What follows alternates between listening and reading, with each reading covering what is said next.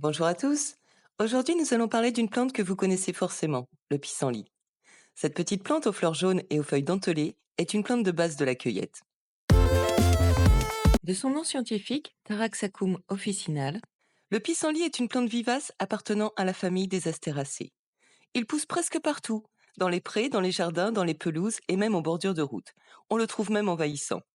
On le considère comme une mauvaise herbe, alors même que le pissenlit est comestible dans son intégralité, feuilles, fleurs, boutons et racines.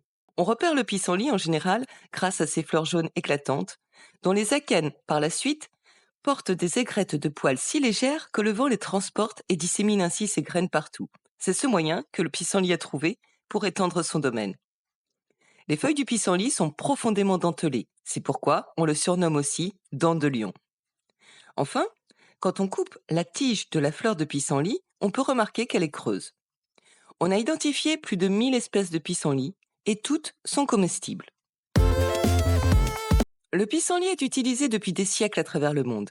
Dans la médecine traditionnelle chinoise, il est employé pour ses propriétés détoxifiantes et pour traiter les infections.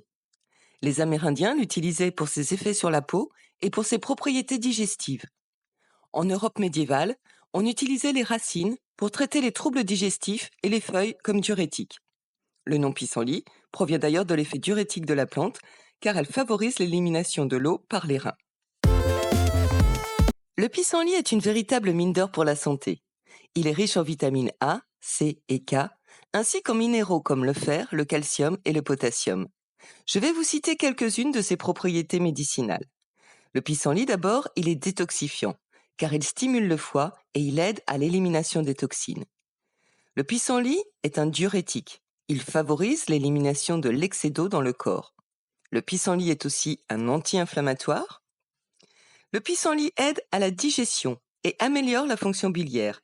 Les racines de pissenlit en particulier sont utilisées pour stimuler le foie et aider à la gestion du diabète grâce à leur action sur la glycémie. Enfin, le pissenlit est aussi un antioxydant.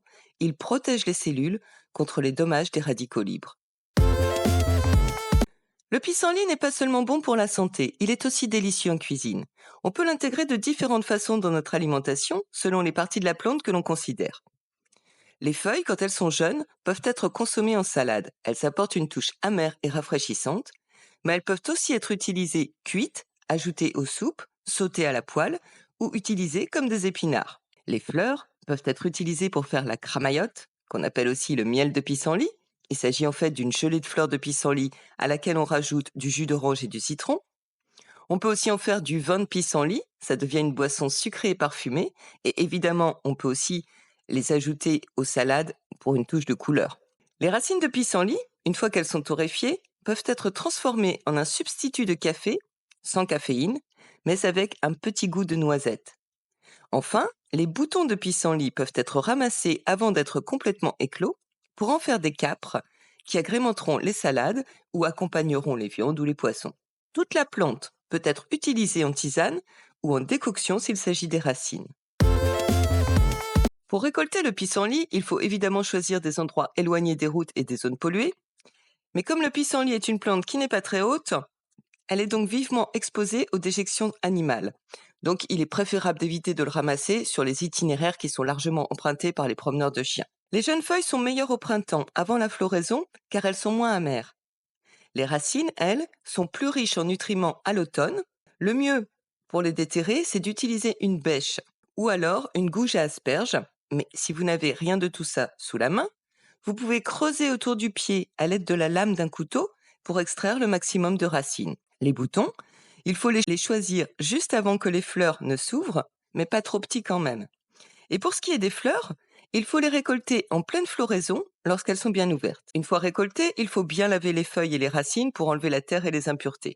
En général, au moins 3 rinçages seront nécessaires.